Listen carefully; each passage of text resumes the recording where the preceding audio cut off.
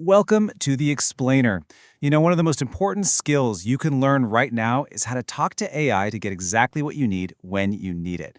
We're going to turn those kind of vague requests into super powerful instructions. So, we're going to follow a story here in 6 parts. Think of it like a hero's journey, right? We'll watch our hero go from that initial frustration, getting those super generic answers, all the way to becoming a total AI whisperer. All right, so let's meet our hero, Alex.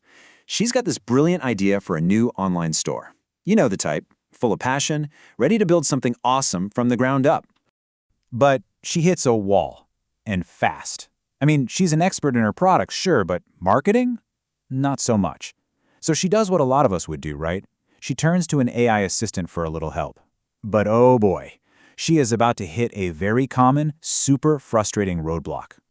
Okay, let's get into it. Part 1, the prompting quest. This is where it all begins, that first step on the journey. So Alex kicks things off with what seems like a pretty reasonable ask, Help me with a marketing strategy. Simple, direct. But here's the thing.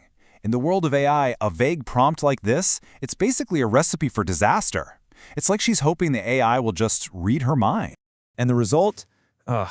Totally generic, completely useless. Let's look at the numbers here, because they tell the story. Response quality? A measly 1 out of 5.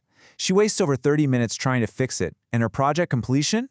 It's still at 0, a big fat 0. It's that frustrating loop of bad prompts. Okay, this is where the mentor, and yeah, that's me, steps in with the essential gear for her quest. We're going to give Alex a toolkit that's going to completely transform her results. And it's all built on 3 simple golden rules. Okay, so this is the absolute key.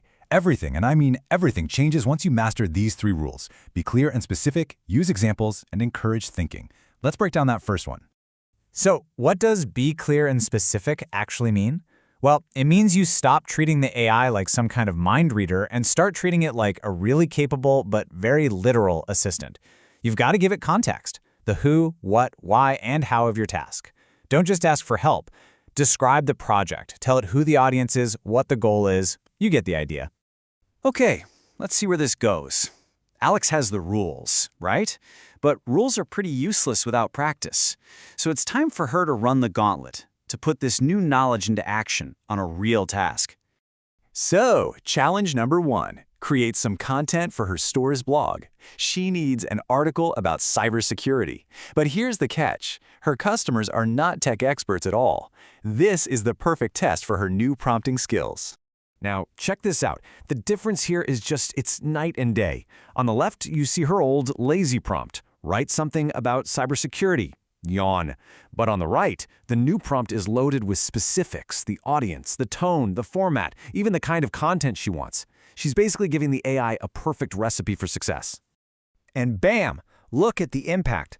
That metric, her response quality score, it just shoots up from a 1 to a perfect 5 out of 5. Just like that.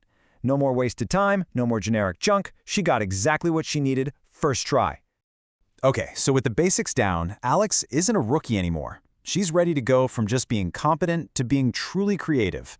It's time to unlock some of those master-level skills that'll give her a real strategic edge. One of the most powerful advanced techniques you can use is role-playing. Seriously, instead of just asking the AI a question, you give it a job. You can ask it to be a skeptical customer, a seasoned marketing consultant, or, like in our next example, even a tough competitor. So look how Alex uses this to get ready for a really important supplier negotiation. The first prompt? It's fine, it's good.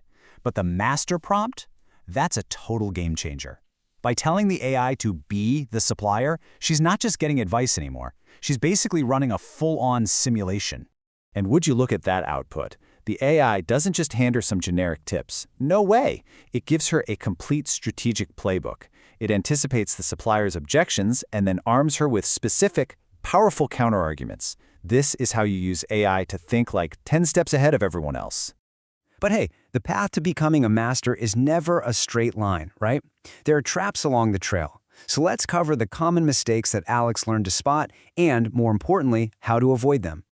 Okay, these are the 3 biggies. First, those vague follow-ups like make it better, they're totally useless. You have to be specific. Say, make the tone more casual. Second, you gotta remember the AI has the memory of a goldfish between chats. You have to feed it the context every single time. And third, don't try to boil the ocean. A whole business plan? No. Break these massive projects down into smaller, bite-sized prompts. All right, to wrap things up, let's tackle a couple of common questions. The worries that you might have as you start your own prompting journey. Think of this as clearing those final roadblocks on your path to success. Okay, this one's a classic. You get an answer that's factually correct, but the tone is just wrong. It sounds robotic, right? The solution isn't to scrap it and start over. It's all about refining your request with follow-up prompts. Just like Alex figured out, you can basically become a director here. You coach the AI's performance. You guide its tone piece by piece, giving specific feedback until its voice sounds exactly like your brand. You are in total control of that final output. So what about when the task is really complex and the AI just gets it wrong or gets confused? The key here is not to give up. Nope, it's time to put on your project manager hat. Your job is to break that big, complicated task down into smaller, logical steps for the AI. So, by mastering these skills, look at this. Alex took her project from 0 all the way to 95% complete. She proved that getting a great prompt isn't some kind of magic. It's a skill, and it's a skill that you can absolutely learn. So the one thing I really want you to take away from all this is simple. The quality of your answer is always, always determined by the quality of your question. So, what are you going to ask?